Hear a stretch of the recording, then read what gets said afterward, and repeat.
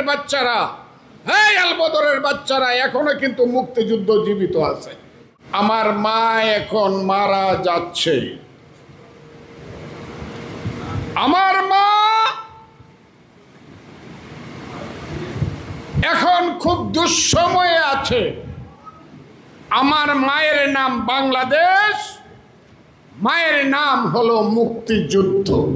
8ই জানুয়ারি পাকিস্তান বিমানবন্দর থেকে যখন বিমানে উঠেছিলেন বঙ্গবন্ধুর একমাত্র সাথী ডক্টর কামাল হোসেন, পরবর্তীতে যিনি বাংলাদেশের সংবিধান রচনা করেছিলেন, তাদের সেই সংবিধান কমিটির যিনি চেয়ারম্যান ছিলেন, প্রণয়ন কমিটির, বাংলাদেশের নাম পৃথিবীর আইনবিদের অন্যতম শ্রেষ্ঠ নাম ডক্টর কামাল হোসেন। এখানে যারা বক্তব্য রাখলেন প্রত্যেককে আমি স্যালিউট দেই। সবাই মুক্তিযোদ্ধা, 1-2 জন বাদে। আরো মুক্তিযোদ্ধা এখানে বসে আছেন। মুয়াজ্জেম হোসেন খান মজলিস সাহেব, আমি মাপ চাই, আমরা তাকে কথা বলতে দিতে পারি নাই, কিন্তু আমরা তাকে মুক্তিযোদ্ধা হিসাবে স্যালিউট দিলাম। এখানে মাসুম সাহেব, বীর মুক্তিযোদ্ধা সহ আপনারা যারা মুক্তিযোদ্ধা এসেছেন, আমার মনে হচ্ছে বাংলাদেশের ফুলের বাগানটা এসে আজকে এই হলে সমবেত হয়েছে। বন্ধুরা, হায় রে বাংলাদেশ, হায় রে বাঙালি জাতি, কোনদিন আমরা স্বাধীন ছিলাম না বন্ধুরা। কোনদিন বাঙালি জাতি মাথা উঁচু করে বলতে পারে না এই দেশ আমার দেশ।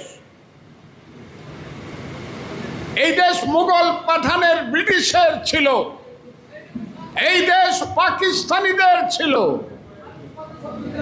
সেই দেশে আজকের প্রজন্ম জানে না যে আমার সামনে যারা বসে আছে এরা হলো বাংলাদেশের শ্রেষ্ঠ সন্তান। এদের যুদ্ধের কারণেই বাংলাদেশ নামে একটা দেশ সৃষ্টি হয়েছিল। সেই যে বাংলাদেশ বাঙালির জাতির রাষ্ট্র, আজকে সেই রাষ্ট্রের মুখ কালো মেঘ ঢেকে দিয়েছে।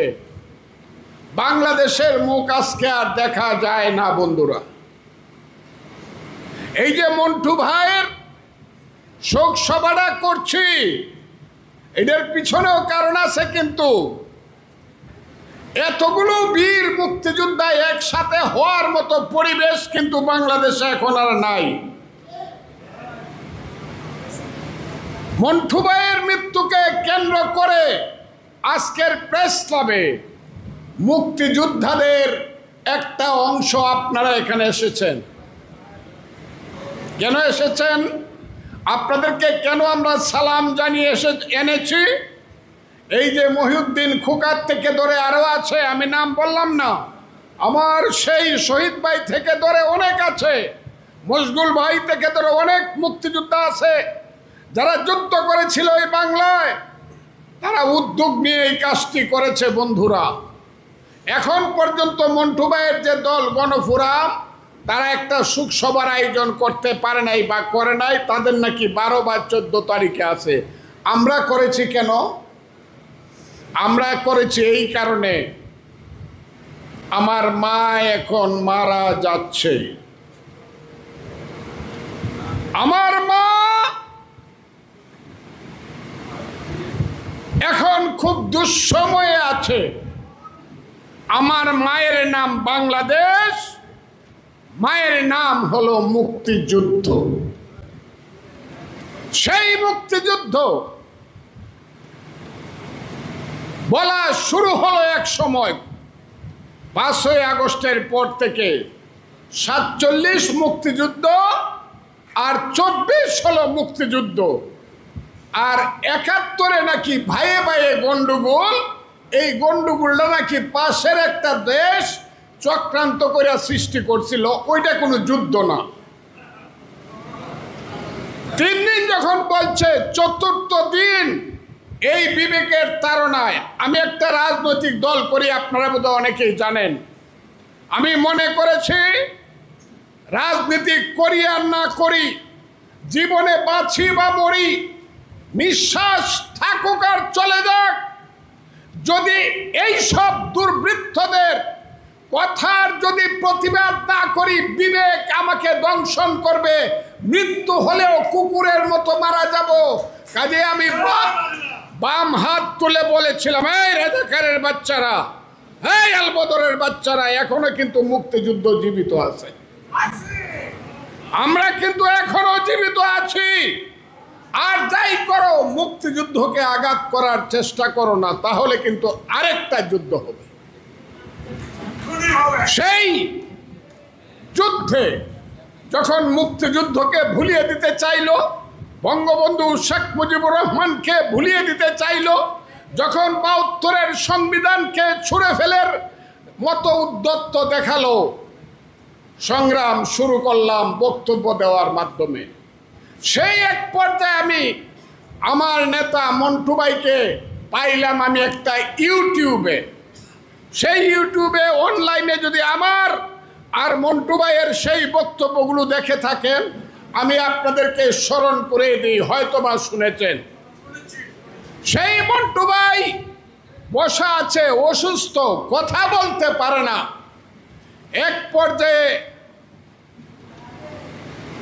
সঞ্চালক জিজ্ঞাসা করলো, আরে মুস্তফা মহসিন মন্টু এবং ফজলুর রহমান, আপনারা তো দুইজনেই বঙ্গবন্ধুর কর্মী।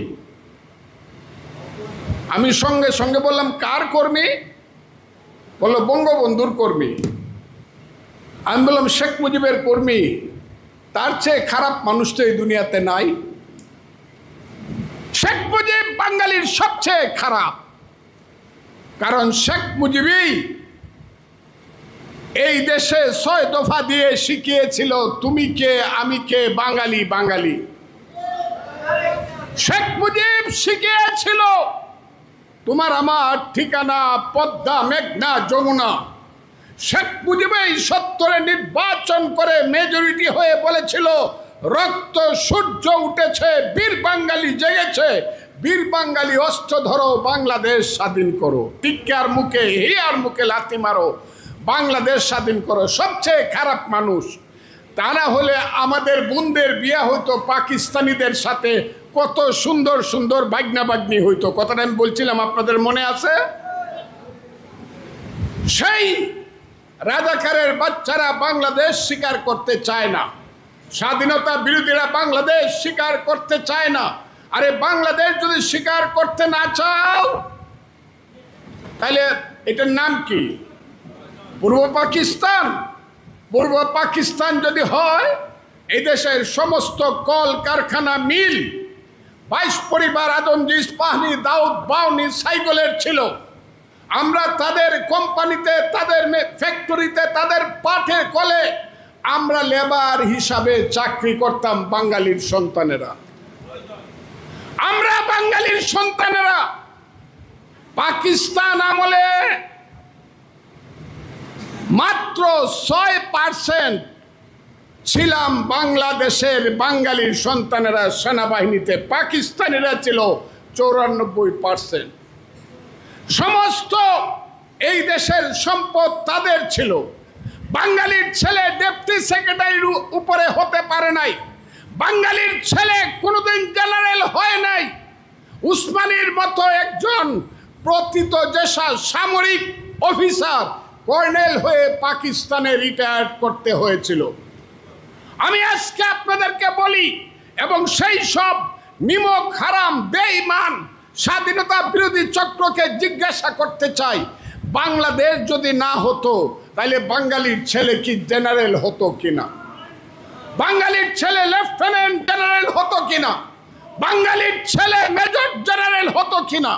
বাঙালির ছেলে ব্রিগেডিয়ার হতো কিনা, বাঙালির ছেলে সচিব হতো কিনা, বাঙালির ছেলে অতিরিক্ত সচিব হতো কিনা, বাঙালির ছেলে চিফ জাস্টিস হতো কি না, সুপ্রিম কোর্ট হতো কিনা।